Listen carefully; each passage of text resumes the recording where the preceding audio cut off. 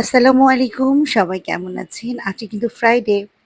আর Friday মানেই হচ্ছে আমার মেয়ের হচ্ছে শখ হচ্ছে সে আমার হাতে রান্না খাবে। আর রান্নাটা অবশ্যই হতে হবে স্পেশাল যেহেতু আমি রান্না করব। তো আমি বারান্দায় দাঁড়িয়ে আজকে প্ল্যান করলাম যে আজকে আমি বাসায় রান্না করব হচ্ছে তান্দুরি চিকেন।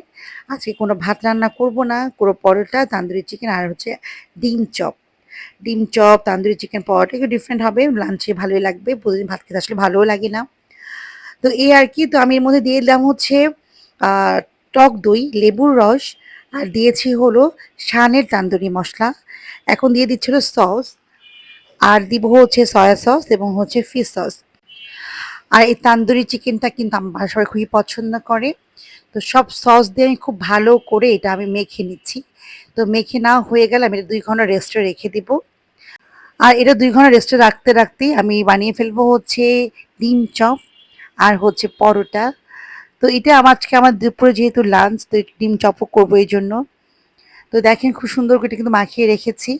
আমার মোটামুটি সমস্ত মসলা দিয়ে মাখানোটা হয়ে গেছে। আর আমার তান্দুরি চিকেনটা কিন্তু অনেক মজা হয়। যারা খেয়েছে সবাই খুব প্রশংসা করেছে। তো যারা খেতে চান আমার হাতে তান্দুরি অবশ্যই একটু কমেন্ট করে জানাবেন। আমি কিন্তু আপনাদের খাওয়াতে চাই, খাওয়াবো ইনশাআল্লাহ। তো রেস্টে রেখে দিলাম আরকি। আর এই তো আমি এখানে বানিয়ে ফেলছি হলো ডিম চপ। আর আমার ডিম চপে কিন্তু আমি গোটা ডিম ব্যবহার করি। তো এখানে ৭ টা ডিম চপ আমি বানাচ্ছি। তো এখানে ৭ টা ডিম দিয়েছি। তো ডিমটা পুরোপুরি সিদ্ধ করে তারপরে এর মধ্যে হালকা আলুর একটা প্রলেপ দিয়েছি। তারপরে আমি এটা আরকি তেলে ভেজে নিচ্ছি। একটু ডিম দিয়ে চুবিয়ে তারপর তেলে ভাজতেছি। এটা আমাদের সবার খুব পছন্দ। আর এই যে আমার ডিম চপ পুরোপুরি হয়ে গেছে। এখন বুয়া বানাচ্ছে হচ্ছে পরোটা।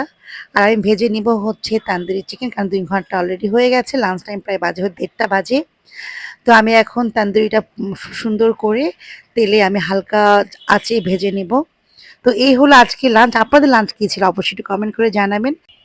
আর আমার ভিডিওটা আপনাদের কেমন লাগে বা লাগছে অবশ্যই একটু আমাকে জানাবেন। তো আজকের ভিডিওটা এখানে শেষ করছি। সবাই ভালো থাকবেন। আল্লাহ হাফেজ।